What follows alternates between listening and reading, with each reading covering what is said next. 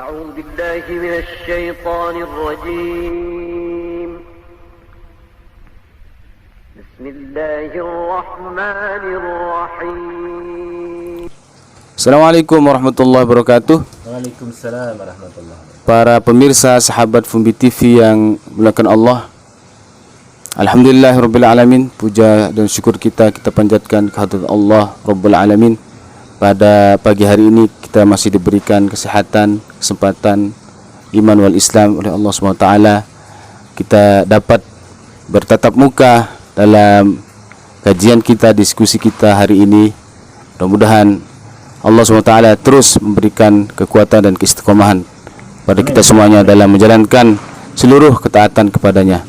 Kemudian tak lupa mari kita panjatkan salawat dan salam kita kehadirat baginda junjungan kita Nabi besar Muhammad sallallahu alaihi wasallam beserta keluarga, kerabat dan seluruh pengikut-pengikut beliau hingga yaumil qiyamah. Para pemirsa sahabat Fumbi TV yang berbahagia, pada kali ini tema yang kita bahas adalah menghargai perbedaan. Itu langsung saja kita berbincang bersama guru kita, Tuan Guru Haji Munawar M. Ali. Beliau adalah Ketua Forum Ustadz Muda Bima Indonesia, yang mana sekaligus juga beliau adalah pimpinan dan pengasuh Pondok Pesantren Nusantara Depok. Tutu, mari kita berbincang bersama-sama dengan beliau. Assalamualaikum Tuan Guru. Waalaikumsalam warahmatullahi wabarakatuh. Alhamdulillah sehat Tuan Guru. Alhamdulillah sehat. Alhamdulillah. Bagaimana Ustadz, sehat ya? Alhamdulillah sehat walafiat. Tuan Guru, bagaimana suasana kekinian yang apabila kita melihat di berbagai macam media, kemudian media sosial, kita seringkali menemukan banyak sekali perseteruan antara kelompok satu dan kelompok yang lainnya dengan berbagai motif. Ada yang bermotifkan agama, ada yang bermotifkan macam-macam politik dan lain sebagainya. Tentunya kita sangat prihatin melihat keadaan yang seperti ini. Bagaimana tanggapan dari Tuan Guru untuk bagaimana sih sebenarnya kita menghargai sebuah perbedaan? Terima kasih. Assalamualaikum warahmatullahi wabarakatuh. Para pemirsa sahabat Fumbi TV yang dimuliakan Allah, pertanyaan ini memang banyak sekali yang menanyakan kepada kita-kita, terutama yang pegiat dakwah ya. Apa yang terjadi akhir-akhir ini sehingga kita ini gampang sekali berpecah belah ya, terutama terkait masalah agama ini ya. Nah, memang awalnya itu adalah dari segi pemahaman fikrah atau pemikiran ya, sehingga membuat kita tuh saling bermusuh-musuhan ya, pecah belah dan sebagainya. Debat kusir dan di mana-mana. Nah, itu persoalan pemahaman tentu. Nah, saya ingin merunut pertanyaan ini. Di era reformasi, awal-awal reformasi itu mulai muncul ya, kita lihat dan kita perhatikan secara seksama, muncul yang namanya datang istilahnya ada kebebasan, artinya ada peluang baru untuk mengemukakan pendapat ya. Nah, ditambah lagi memang ada ideologi-ideologi yang diadop, yang masuk dalam bangsa kita, negara kita. Nah, itu diminati oleh sebagian orang, yang kemudian orang ini sebenarnya tidak begitu banyak secara jumlah ya, secara angka, tapi mereka ini mendominasi dari segi media sosialnya sehingga kelihatannya banyak ya. Nah, ini yang terjadi, yang kita sebut dengan transnasionalis ya. Jadi sebuah ideologi yang antar negara yang ingin dipaksakan pemahamannya dan bisa berlaku di negara kita ini. Nah, ini saya kira juga menjadi sesuatu tantangan buat kita sekalian ya. Bahkan mungkin kalau ada orang yang mengatakan itu ancaman gitu ya, karena itu ada ideologinya. Nah, merongrong ideologi Pancasila kita yang kita sudah anut lama sekali ya. Nah, karena hidup berdampingan walaupun berbeda ini sudah diberlakukan hampir 7 abad yang lalu oleh kita ya. berbeda-beda namun tetap satu, yang kita kenal dengan istilah Bhinneka Tunggal Ika. Ya, berbeda-beda namun tetap satu. Nah, nah, perbedaan ini memang harus dihargai adanya, karena itulah ciri khas daripada bangsa kita. Nah, bangsa-bangsa di dunia ini banyak belajar dengan Indonesia ya, karena keanekaragamannya. Nah, tapi akhir-akhir ini semenjak reformasi ini banyak orang yang berpendapat karena keleluasaan, kebebasan dibuka kerannya, maka orang sangat mudah mengutarakan pendapatnya, bahkan ada perbedaan tidak dihargai ya. Nah, ini yang terjadi, padahal menurut Islam perbedaan itu merupakan rahmah ya. Kenapa menjadi rahmah? Kok perbedaan menjadi rahmah? Ya, karena perbedaan itu memperkaya khazanah keilmuan kita. Kalau semua orang satu pendapatnya, ya hanya satu. Ya. Tapi kalau kita berusaha untuk menggali ya isi daripada poin-poin yang kita perdebatkan itu dengan tentu kepala yang dingin, tidak perlu harus saling bergontok-gontokan. Nah, ciri orang yang berilmu itu karena memang dalam Islam dikatakan hayatul ilmi bil mudzakarah. Ya, hidupnya ilmu itu karena didiskusikan, karena diperbincangkan. Nah, saya senang sekali nih pagi hari ini di tempat yang sejuk, ya, di udaranya yang sangat bagus di Bogor. Ya, Ustadz Fandri datang untuk berbicara dengan saya mendapatkan inputan ya dari pertanyaan itu, bahwa memang Islam itu luar biasa. Bahkan dikatakan barusan tadi hadis Rasulullah SAW yang mengatakan hayatul ilmi bil mudzakarah, hidupnya ilmu itu karena didiskusikan, diperbincangkan ya. Saya kira itu. Tuan Guru, kita tahu bahwasanya tadi telah disampaikan bahwasanya perbedaan itu adalah begitulah adanya, diciptakan oleh Allah Subhanahu wa taala. Artinya adalah perbedaan adalah sebuah keniscayaan. Ya. Ya. Pertanyaan saya, Tuan Guru, sebenarnya sih apa sih yang melatar belakangi adanya sebuah perbedaan itu? Apa sih? Kenapa sih sebenarnya kita itu bisa berbeda gitu? Ya. Silakan. Ya, arti daripada perbedaan itulah keniscayaan. Ya, tentu. Ya, saya kira memang begitu adanya. Saya dengan Ustadz saja garis tangannya beda. Nggak usah saya dengan Ustadz, garis tangan saya yang kiri dengan kanan tuh beda. Ya, rambut kita juga beda. Ya, mata kita juga beda.